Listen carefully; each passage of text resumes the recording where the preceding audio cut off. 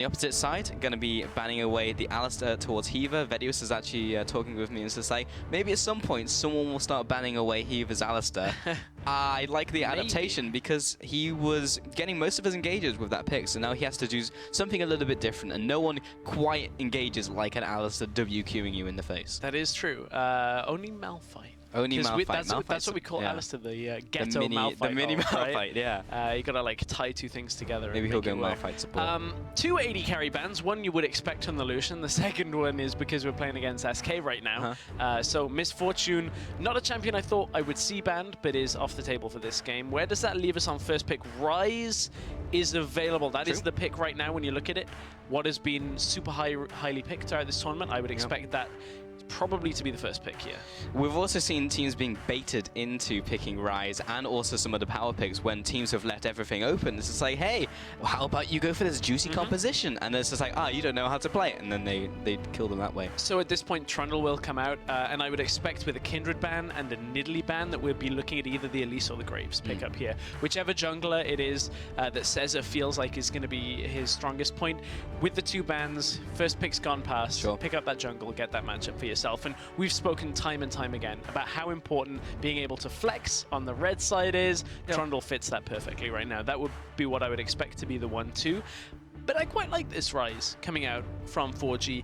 Yes, they have the ability to put it top lane if they really wanted to. I think this is going mid, though, for Jizuki. I think so, too. Top lane Ryze hasn't exactly had the best showing this tournament. No, it hasn't. And Mimic doesn't necessarily strike me as the type of player to pick him up. Whereas Jizuki, where I have a lot of faith in Jizuki currently, feels like he could do some damage with that pick. So on the opposite side, the Trundle's already been logged in. There's a first rotation Victor as well. So that's interesting. Actually keeping, one, some of their cards to their chest, but also not prioritizing a jungle pick. And there's still Elise, Kindra's gone, Graves.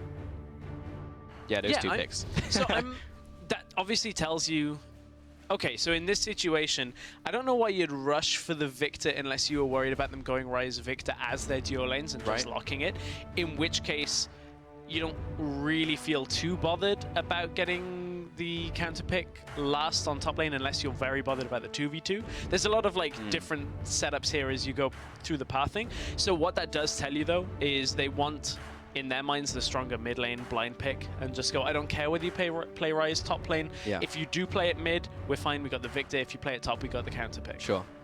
Well, that will be the Elise jungle, so Tanky gets the jungler of choice. And that will be the Braum as well for Heaver. So generally his default, if he can't get Alistar, is go for another melee tanky support. He likes those tanky supports right now.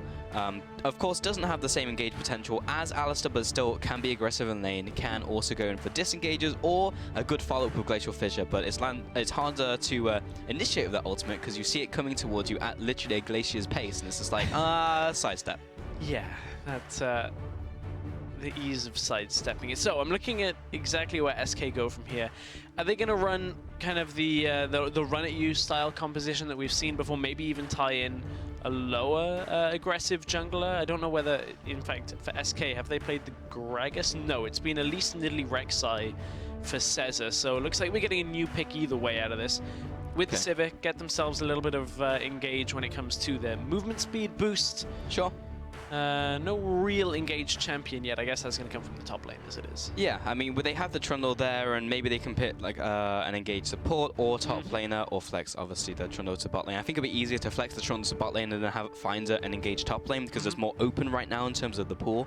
On the opposite side, Team Forge, waiting for their two final picks. What do they need to pick up? They need a top laner, and they need a AD carry. AD carry. Be the other option that we're looking for. So Sivir locked in. Ezreal would be the one that I'm like, well, they're probably just going to sit back with Ezreal Braum and pretty much never die. We have seen a couple of Caitlyn's. I don't really think that is going to be exactly the pickup here. I mean, yes, you do have lane dominance, but at the same time, it's not a champion we've seen Gap play yet. He's played 2 on Sivir, 2 on Lucian, and he did actually play that game on Draven. He did. I think we're probably going to see the Ezreal, but he's hovering He lost the game over. on Draven, to my memory. Yes, into a Caitlyn, wasn't it? Because he just got harassed down. That's correct, but he's locked in the Draven. Okay. Yeah, because I remember joking because he managed to get that cash in of like 600 gold and then promptly lost the game after that. So yeah, that's exactly what happened in that game. Okay, so the Draven, we've seen one game from Gap. I wasn't overly impressed by his Draven play. Yeah. It was okay. Yeah. I remember because I was like, maybe he's going to be in the Hall of Fame with the great Draven players. No, not in that game. Maybe he can show it again today because they clearly have faith in it since it lost and then they want to pick it again. Poppy also locked in now for the top lane, so now Ruin can decide whether he wants to take the Trundle into Poppy matchup. We've seen that time and time again. Yep. With all of the nerfs, the tweaks, it tends to be somewhat even matchup until that Subjugate comes out and you can't QSS it anymore. That's a hard sentence to say. It is actually later on. So maybe we'll see that top lane, as you alluded to, could very well be the flex to bottom lane. That looks like what we're getting. There's that engage potential. Sivir Maokai Pulse. Sivir Maokai, I love this composition. It's so easy. Pop the R on Vardag's ultimate and then have Maokai just run at them, and then there's your engage. And I like the Maokai pick not only for the engage potential now as well, but the Draven will likely build that Ghostblade Black Cleaver build, which is not great at dealing with super tanks. So unless Gap gets super far ahead in this game, they're going to have a problem dealing with this Maokai the later it goes. On the side of 4G, they've got decent pick potential and small number skirmishes with the Ryze, the Elise, the Poppy, single target damage, and then some disengage coming through from Hiva as well. But it's disengage, it's not engage from Hiva. You can engage with Braum. It's not always we've seen attempts at that before. Do you remember that bot lane play where we had the Braum and he just walked out a bush and and it's just like, oh. Yeah, I know exactly the play you're talking about. I remember replaying that one time and time again. Yes, that was pretty funny. But yeah, it's a lot harder to engage as Braum is the point we're trying to get at. But looking at these skirmishes fights as well from Team Forge, we've had compositions from them before where it's just like, oh, I'm not really sure how this is going to work in the mid game, and somehow they just miraculously find these skirmishes regardless. So the team knows how to set up the plays in advance to try and find those fights, which might be what they need in this game up against SK Gaming, because I mean, if they just group as 5, what are you going to do against a Maokai, a solid backline, a crit ADC with Victor, who's just going to be popping all with Graves as well? I mean, this is just a quintessential team fight composition right here. That's just, you pop that Sivir ultimate and just go. And one person's getting locked down all the from buttons. There, a team fight starts, and you basically just win it. So unless 4G can get a couple of picks early on, this could be a tough one for them. But certainly they do have Ryze to supplement that later game. Just looking at the keystones there, I don't think we have anything out of the ordinary. Gap's going to go for the Further of Battle if you're interested. Draven players out of there. Because I know a while back, some Draven players like to pick up the Thunderlords, actually, when all the mastery changes came out. Of course, you wouldn't know a lot of that because we never really saw Draven in competitive, but that's a very Draven player thing to do. Yeah, right? It's like, hey, if this helps me win at level 1, I basically have won this lane. It's also the nature of the beast, because he builds more AD versus crit than other ADCs, then you benefit more from the Thunderlord because it scales from the raw AD you're getting. We've also seen Dravens recently go for the Ghostblade into Black Cleaver build, very similar to Lucian. So it just allows him to stack up those stacks with his abilities, because some of them either come out very fast or swing twice like his ultimate. And I feel like it's far less punishing, that build on Lucian, just because Draven himself requires more gold generation than picking up kills as it is in the game. So for Lucian, if you fall slightly behind and you're still on that build, you still have those very economic back timings, you still have fair amounts of damage in your kit. Your ultimate is basically used for wave clear. You can use Dravens for it, but because there's an execute on the end of it, realistically, so much of that damage comes from hitting like low health targets. Yeah, that is the problem. That is the problem. But then that's the eternal Draven struggle, right? Of course. I mean, you have to get a kill early. You have to get a kill like in mid game. You need to get those cash-ins. And the reason why we only see very few Draven players in the first place is, I'm going to hold that for a second, because Vardex has stepped up to the minion wave. And the Hiva and Gap are in the Hiva's just going to waddle towards it. Ignite comes down. The Q comes out. It's going to be instantly spell shielded. Okay. Ladies and gentlemen, this is why Braum finds it hard to engage. So there is also a different way that could have gone. If 4G wanted to all in with the Ignite. They still, by the way, get the advantage from the laning phase here. I don't know whether it's going to translate fully into an advantage. If they wanted to look for the kill with the Ignite here, Hiva should flash auto into the Q, because at that point the spell shield is so much more difficult to actually time, and you've got two things that are about to try and apply the passive. From there, the autos from Draven would be able to lock him down. Correct. Yes, you've now forced Sivir to take Spell Shield level 1, and you've you know, put some damage down. You get the level 2 early, but as soon as this resets and Sivir gets this farm under the turret, as long as SK don't mess this up too badly, That's nice. That was nice. They should be able to kind of turn this back around, but still, nice attempt by 4G, but I think they could have done it way better. I'm also surprised by Hiva, because he's the type of player who will flash after you if he has the opportunity, and even trading flash for flash in that situation is fine. Taking away the ADC's flash in these non-standard lanes, in these, well, standard lanes, but Australia lanes, and then setting up for a Taiki gank, for example, because you do have an early pressure jungler. You have Elise, so you could maybe capitalize on that. Yeah. But Hiva instead is going to go with the approach and keep his flash and just laugh at his opponents instead.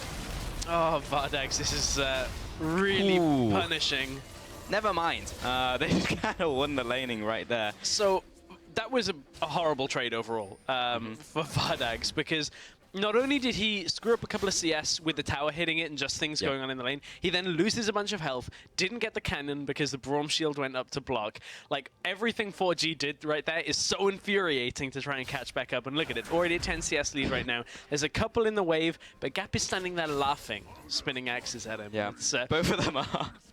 This, oh man, honestly, like, I don't want to write this off before we're too far into the series, because we've seen a lot better from SK, but this is the kind of thing that was happening to SK in the regular split, in the 2 versus 2. And this was why we were a little worried about how SK would do in the tournament. This is only game 1, there is still time to recover.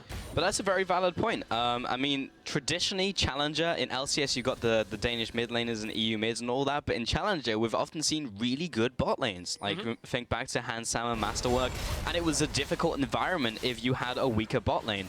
And SK kind of had to roll with the punches on that one, and in this laning phase already getting pushed in, almost looking at a double CS advantage for Gap and Hiva at 4 minutes into the game. So difficult for Vardags and Unlimited right now, and you know, I criticized the execution on the early play. It has now transcended the first few minutes into a bigger lead here, so it actually wasn't that big of a deal that it didn't convert into a bigger lead, like a you know, a summoner used or a kill. Hiva's Ignite is about to come back up, so it certainly worked trumps to them. They're also a potion up on their opponent as well, which is massive, because you may think Vardags is the same health than Gap, but in reality in this laning phase he is not. Yeah. Vardags, I mean, at this point, so difficult to deal with, because Sivir as well, as we discussed, kind of is going to have less economic back timings. You want to sit until you get that BF sword. Draven at any point can recall if he's going Ghostblade first and just start picking up long swords. Get like the serrated Dirk, the Warhammer, like anything that any combination of like those 350 swords. And just put you them don't even together. need to think about your gold total. You just back whenever you want to, and you're going to get a good buy. Click long swords, then click one ward and keep clicking potions until you're out. It's like the game 2048 where you just keep combining stuff into more items. That's Draven and Lucian's back currently. Yep, pretty much. Well, Cesar, he's going to go back into his jungle. He's still farming. Actually, both junglers have just been farming in the early game. That's all they've really been doing. Going to be prioritizing the crabs now and putting down some pink wards. Just going to see Cesar, or rather Taiki, just come out around this ward. But because he's taken that away, clearly there must be a pink in the Pixel Brush. But he's also going to take away this pink as well in the side of Cesar's jungle, looking for that first recall, or the second recall of the game. They have already gone back. But the junglers haven't really had much interaction, and we haven't really spoken about the other lanes either. So Jizuki up against Suno. Ryze is just going to try and survive and farm up his tier. He's already picked that one up and looking towards his Catalyst, the core of Ryze, and then he'll try to activate later. Still actually got a farm advantage, so must have been some pushing stuff going on in the mid lane. Bottom lane, which is now the 1v1 lane, currently even in farm, so Maokai is actually having a pretty decent day. Yeah, hasn't been pushed out too much. There was a moment where Cesar was looking to go to the bottom lane, and it did mean that the Mimic had to pull back slightly, you know, reassess exactly the situation. So Ocean Drake is the first one. it's one of the easier ones for an Elise to just go, okay, I'll take this. Elise obviously can balance the Spiderlings. Ocean Drake doesn't have particularly high defenses, doesn't have super high damage done either, so you can just sit there and have a little bit of help, and it all works out. Ocean Drake probably number 3 on the tier list of importance. Yeah. So it's a nice prize to have at this point. Nice to have that opening for Taiki. Generally, you wouldn't expect it to be taken by an Elise like early on, but if you don't have wards down, she can just swing down there, take it out. Also means it gets the ball rolling on dragons early, so when players and teams take those sequentially, you'll have more dragons to buffer with Elder Dragon. Yep. You can see the classic lane trade where you're just trying to get that buckler down. Hiva going to follow up into Vardags once again. Gap not quite in range to capitalize with the auto attacks. And Ruin's actually getting a very beneficial trade onto Mimic in this lane. And he's trading in minions, so Mimic is just not going to get the advantage here. You can see he's already getting burnt out by these caster minions. Even at level 7, caster minions hurt a lot, so you have to be aware when you're going for a 1v1, even in tank matchups, because just a small mistake will push it either way. So, interesting on the top side, or what should be the duo lane. 73 CS, 46 so, continued that expansion. I feel like the items, you could flip them, and I would say that it would be like expected, because so it's not too unexpected that Draven does go BF Sword, but we were expecting the Black Cleaver Ghostblade build, so whether he's building the actual crit build now, or the very, very old flat damage from like Bloodthirster, which I don't expect quite so much. I guess this is Gap recalling, going, well, we've got a lane advantage. What's better than having a small lane advantage? Let's just get further ahead on that advantage and get a whole bunch of damage, and then Sivir's not going to be able to do anything until she's 3 items. So there certainly is, you know, some basis into why you would want to go BF Sword on this. Just keep chunking Sivir with those auto attacks and be like, just trade. It's lane dominance now, and I think he's fine with that. It's just funny because Gap actually went for the other build last time we saw him, so... Yeah, he did, and now if this does translate into a full crit build, it will also give him beneficial... you know, fighting potential compared to if he had gone Ghostblade against the Maokai later into the game. So maybe that's the route he's going as well. Just wants to be able to deal with the super tank. Maybe. I mean, 4G are going to come up here for this... 4G or 4-man? 4-man gank into the top lane. Vardags and Unlimited just going to pop the ultimate on the hunt. Is more like on my way out of here, out of this lane. And had there not been a ward top lane, importantly, Ruin's teleport was still down. Yes, Mimic's was as well, but now you've got the man overlap by there not being mid lane TPs from here. So you are actually having a 4v2. You're not having one of those funky 4v2s where 3 other people start showing up, the jungler comes in, and everybody's 5v5 at the end of it all. That would have actually been a, you know, a fairly clean setup for that. But there was a ward. So. Wards save lives. That's what we've learned so far. Taiki is going to be stepping up in this lane, but he was already seen by that ward. So, once again, SK have the setup. It's just like, okay, we're not winning this lane. We're very not winning this lane because still, at 10 minutes into this game, Gap has a massive CS lead on Vardags. But we can kind of not put a stop to the bleeding, but bleed less in this lane by warding. Is that ward going to die before Ruin's TP is up? That is the question. There is one ward the observers just showed us in the back of the lane. It's about to die. Ruin's TP is up. 4G have pulled down into the river. There was a moment, but 4G had moved down and away from the opportunity, so there was the chance. You can see Graves just recalls out of the top side jungle. There was an opportunity. The moment passed. Did not expend the TP for SK. We've seen them make plays like that before and had it work for them. The more I think about this Draven build as well, the more it makes sense, just with 4G's general game plan, because yes, they like to go for the engages, yes, they like to trade a lot, but typically we're seeing very long games from them. Very, very long games from them. So we will see Gap just initially go for that late game build, and then he'll have the crit, because I believe we've seen Gap actually just go for like an early mid game build and just sell all his items and go for like a late game one, just when you just have enough gold to do so. So man, just stock up now. This lead that they've got, though, I mean, very rare you see 120 CS to 70. He doesn't even need a cash in. Like, he doesn't need a cash. Like, as soon as he cashes in, that's like Draven set for life. He won the lottery. Look at that gold difference, Dress. 1,000 gold. Before cash-ins. Before cash-ins. This is like Draven building like a solid gold swimming pool. Or an idol to himself. You know, those things sound great, but if you actually jumped into like a solid gold swimming pool, No, the water's you'd not die. gold. Oh. It's just the... No, I'm thinking like the gold coins. You know, you make like a swimming pool out of like, you know, gold coins. Oh, like Scrooge McDuck? Exactly. Yeah, but then maybe. if you actually did that, then you'd die. Draven would find a way, because, man, this lead is exceptional. It all stems from that early game. So we were contradicting, or we were, you know... questioning the execution, but it certainly has snowballed and, you know, rippled, or however... You know, whatever idiom you want to use to describe something getting bigger and bigger. Probably and bigger. like, yeah, some fluffy quote out there is like the smallest ripple creates the biggest tidal wave or something like that. Something about that in top lane. That's what's happening here. Yeah, that's what's happening. There you go, the IKEA of idioms. Just make it yourself. There we go. We gave you the tools, we gave you the scenario. Go ahead and make it yourself. Suno and Jizuki. They're trading off at the mid lane. Jizuki, with the movement speed, is going to just straight up walk out of the gravity field. And Caesar was thinking about coming in there, but because he was playing towards the top side of the lane, Jizuki's just going to take the long way back to base. Man, this is so painful, because Sivir can't afford to step forward even properly to clear the wave until it's at her tower, at which point you've already just seen the damage that Draven is doing to that tower. This is by far and away... Whoa, hang on. TP's coming out mid.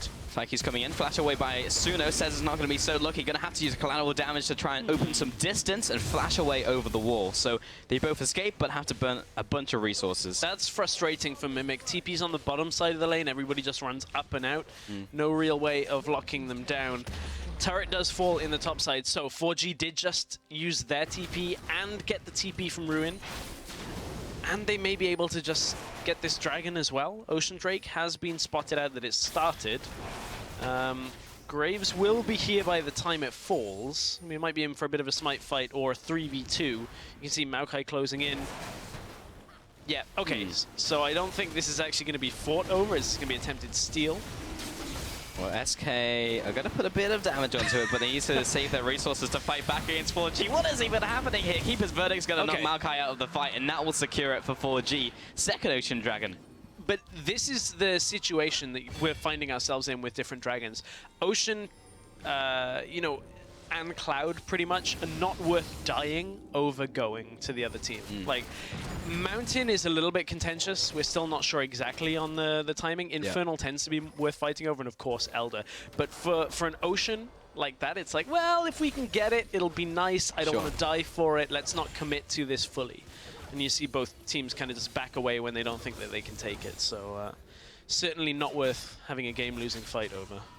No. Oh, it's the old Draven build, Pulse. It is. We're back. It's the flat AD Draven Bloodthirster. So many people, when this build was a thing, was just like, this is not the most efficient build. You should go for crit. You should go for the multiplicative builds. And then it was just like, true Draven players, they knew if you go Bloodthirster in lane, there is nothing that your lane opponent can do. Because your lane opponent hits you, you hit them back, and you've automatically won. Whirling Death comes out, stacks it with the AD, even more damage onto this mini wave and Vardags's facial area. And he is not feeling very good in this game. Cesar's going to come down the lane as well and try and defend, but they're just losing towers left and right. Heaver's going to tank up the tower here. Tanky's going to have to back off. Good pillar coming out there by Unlimited will stymie that push while Vardags can take away this minion wave. Oh, Heaver didn't quite block the boomerang blade on the way out, and it hit everybody on the way back as well. So was enough damage just to force 4G back for now, but you saw how much they've done to that tower again, and 4G right now are just compounding on their lead again and again with every play that they make. Even mid lane is now ahead.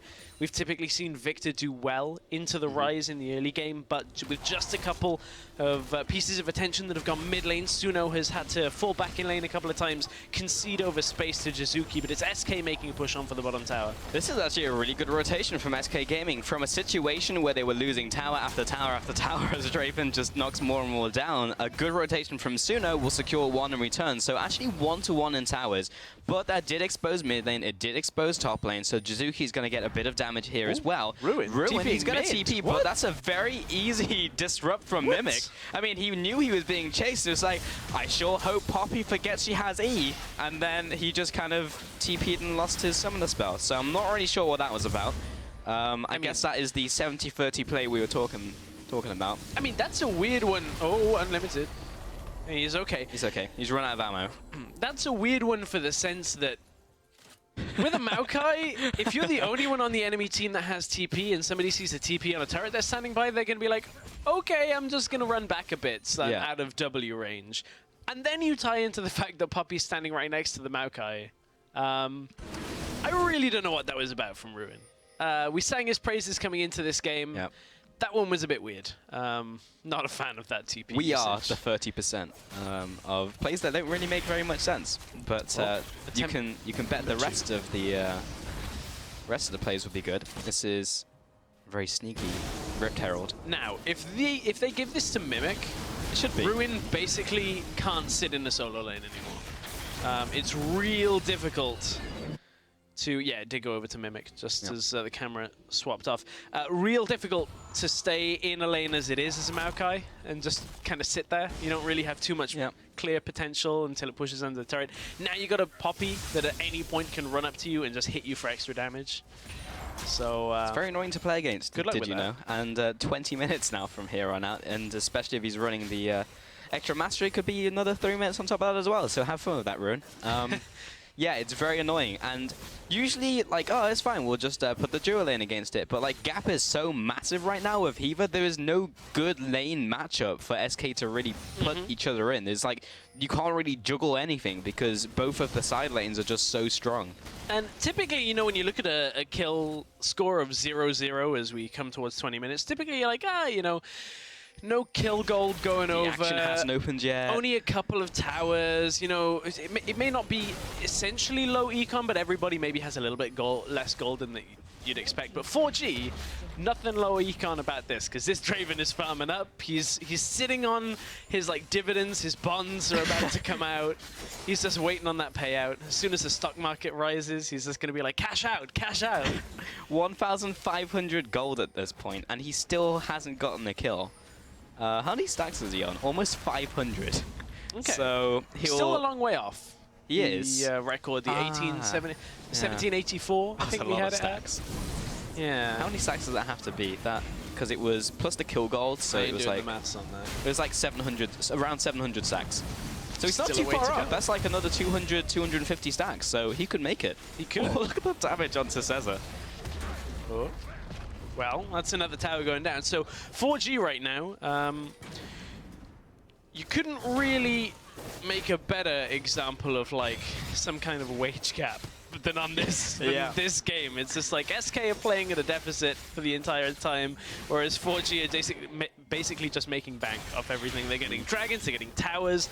They got the Rift Herald. I mean, they've just got everything in this game without getting kills as well, which is the funny thing, because normally it takes a team to be very dominant in early skirmishes to get this kind of lead. This is purely kind of ripple affected just from that early game from 4G, plus some of the jungle, you know, movements that we've seen out of Taiki and some of the attempted TPs from Mimic. I kind of just want to see Gap fight Vardax because he's like 2,000. He's got 2,000 gold on him. I don't want to see it just because Vardax is going to get destroyed. Yeah, I mean, I just want to see how much damage he does to him. It's actually going to be like kind of a child versus like an MMA fighter. Like not a fight I would want to see. He's a full item up on Vardax right now. Third dragon of the game. Third dragon. That was Infernal. Infernal. Yeah. Ocean, Infernal. Yep. Easy one today. That's it's only Sifa that gets confused. That's on correct. Those. We like to do alchemy with me and Vedia, so we decide like what they combine into. Make? Correct. So, you know, if you had like ocean and 2 mountains, that would be like a waterfall. Okay. If you had like 2 oceans and a mountain, that might be like an island, for example. See, I was always thinking that would be like the Mariana Trench. Oh, okay. Like the underground, and the underwater mountain range. Just depends on what you were feeling on the day. I said that back. Ooh, Hiva. He's got to get out of that Chaos Storm real fast because one more tick will kill him. He's going to have to flash away. Gap will send out the Whirling Death, and that almost finished off Vardax in the back as well. Oh, and this is the danger here, is 4G didn't commit with Mimic to the bottom side, so they didn't have the numbers there. SK have this team fighting composition, could have looked to have gone aggressive. Got a good start to the fight, but couldn't quite pick up Hiva. And 4G managed to back themselves away down the lane and keep Hiva barely alive. Gap had to use his heal, Hiva had to use his flash, but still, they live another day. Here is your minutely Draven stat count. He is at 550 now, ladies and gentlemen. Nice. He is around 200, 150 away from getting the biggest cash-in of all time. Okay, well, I'm waiting for that moment. Me too, because we did surpass the record here on Challenge. We did. That Maybe was we'll the do it record. again. So Gap is looking for it. As I was saying about the trench, the other day in production I said the Marinara trench, and I'm like, oh, that's a sauce. That's not the same. But for 4G right now, they have opened a massive, maybe under ocean trench when it comes to the goal difference between 4G. They do have 2 ocean drakes, so it was under the guise of it. That is true. Well, Gap, he's picked up currently the Bloodthirster, as we spoke about before, but there's the Ghostblade also being activated this time, just to rotate to the top lane. As Ruin, he is very far pushed out, and with Heaver coming in, he might be able to get the lockdown here. Limit is going to try and save him with the pillar onto Gap. Says is also into the fight, but everyone's going to converge on top lane. Surely someone must die in this one. Ruin's going to try and protect Elise, or rather Graves, as he collateral damages out. Draven comes in for the catch-in. Over to Gap, 2-0 for 4G. I saw the first 2 digits of the cash-in. 12 was the first 2, so just over 1,200 gold additional onto that Draven. Now puts him, after cash-in, 4,000 gold ahead of Vardax individually. Yeah, he has got over 10,000 gold. A quarter of the team's gold. And now he's on to Baron itself. This is dropping so quickly. Look at the damage coming out in there from Draven. And Unlimited Vardax will back away. There you can say almost 3K. At 11,000 gold on Draven at 23 minutes into this game. There's a straight Phantom Dancer just picked up by Gap. That is not a cheap item. No, and it's also just going to basically help him compound this lead even more. Now he... anybody that gets on him, as soon as that Maokai comes through, he's going to be able to hit the Maokai. Maokai is still going to take damage because, as of yet, only has 1 armor item. So that's not going to save him. It's not going to save him from the Draven. So this is how they engage this. Onto the Maokai, and I mean, it's another situation where 4G, they're attacking the TP here, and SK actually did manage to group up for this as well, so they have their 5-man stack, but Mimic TPs just in time, is able to close the distance between the numbers at least, and from here we can see Gap picking up the first kill. There was a second kill on the top side of the fight on Suno as well. That one went over to Rise, so if ever there was a better set of 2 people to get the kills in that, one going to Rise, one going to Draven, couldn't have gone too much better. Pretty much perfect. Jizuki was also the 1-man army in that fight. He was just running at 4 people and they were all running away from him, while the rest of the team dealt with the 2 guys on the bot side. And that's the thing, is Jizuki hasn't been punished. He's even managed to open himself up a massive CS advantage to the point where he has the Guardian Angel finished at 25 minutes on this Rise. 3-item Rise with almost no real way of dealing with it on the side of SK, the later this game goes, is terrifying.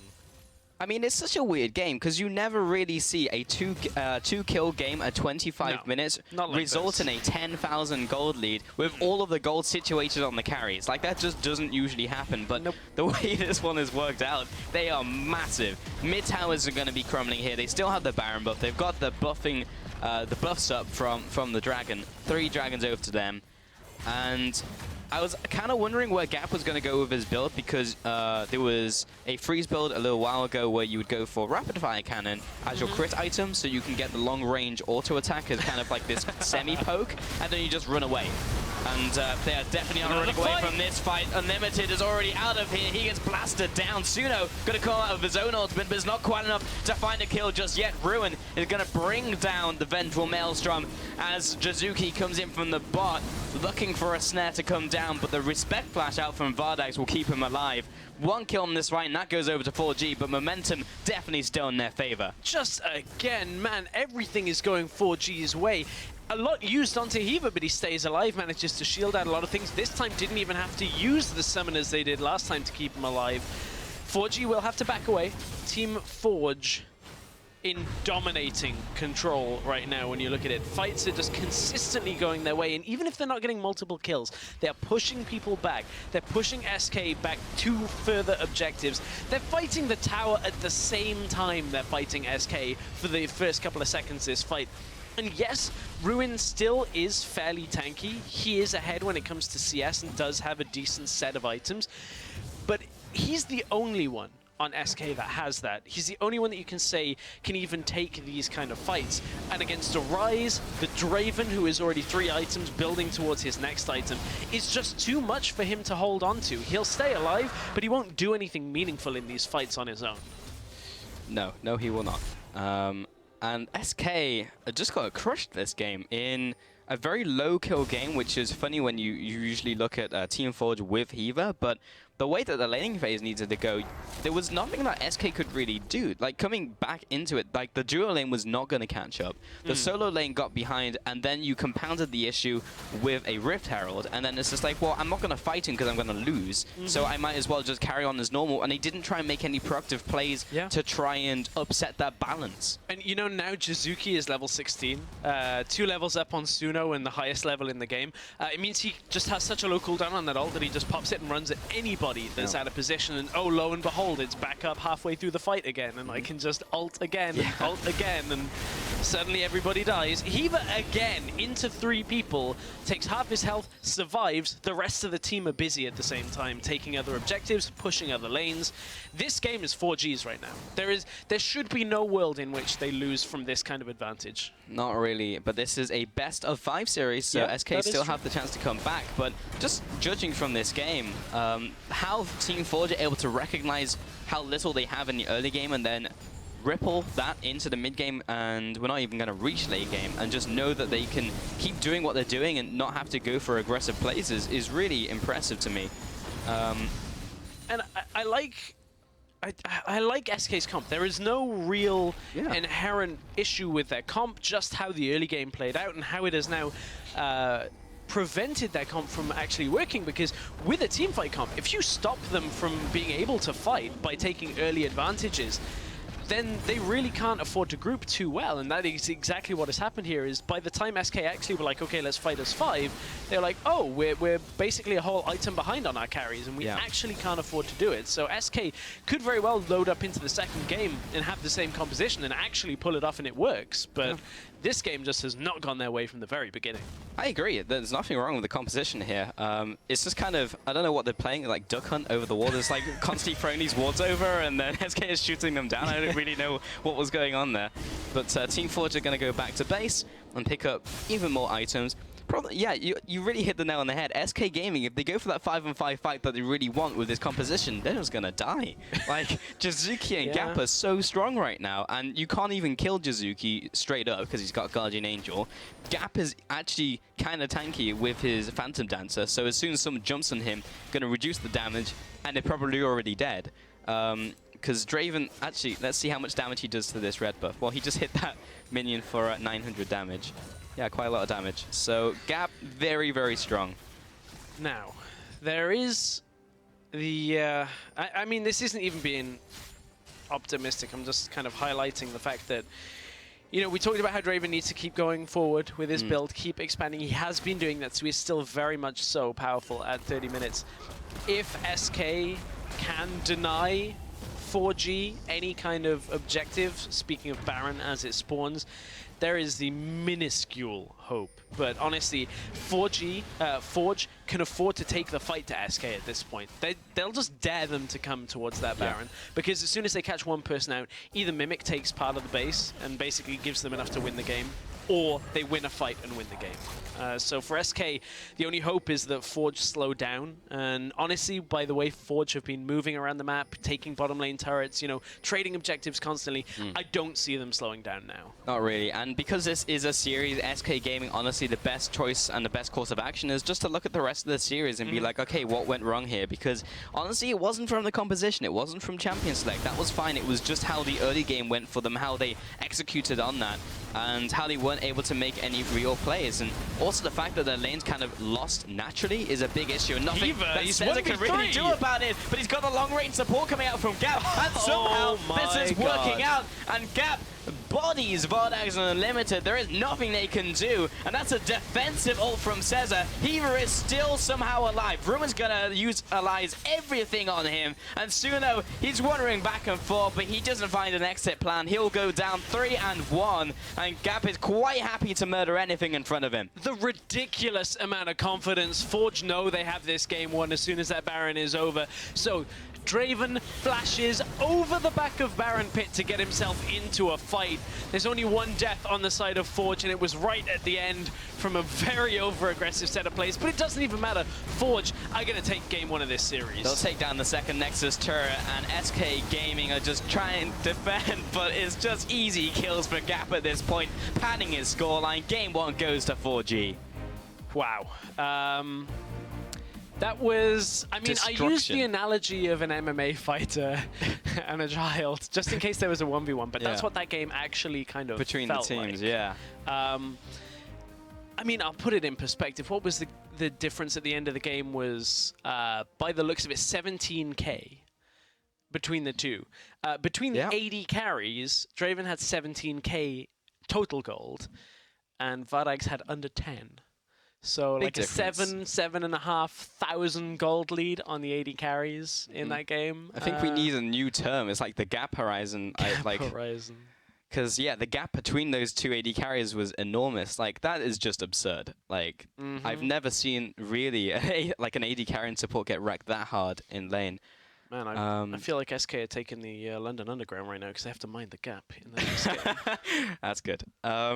No, it's not. No, no, it's not. Don't say that's good on that post. But it's humor that I appreciate and no one else does. But no, SK Gaming, they just need to try something. Like, they just need to execute better, I guess. But like, if your lanes are just gonna continuously lose straight up, like I don't know what you do as a team. Like, do you throw a curveball at them and champion select or what? Honestly, I would love, and I'm actually going to do it after the series is done, probably at some point. I want to go back and actually take a look at mid lane even more, because I don't know how that ended up quite that bad as well. Both lanes falling super far behind. That's true. We were focusing so hard on the Draven. It's like, what's his catch-in going to be? What's his catch-in? And then, yeah, somehow Jizuki just comes out of mid lane level 16 and just, like, shooting lasers everywhere and killing everyone. So I just don't know.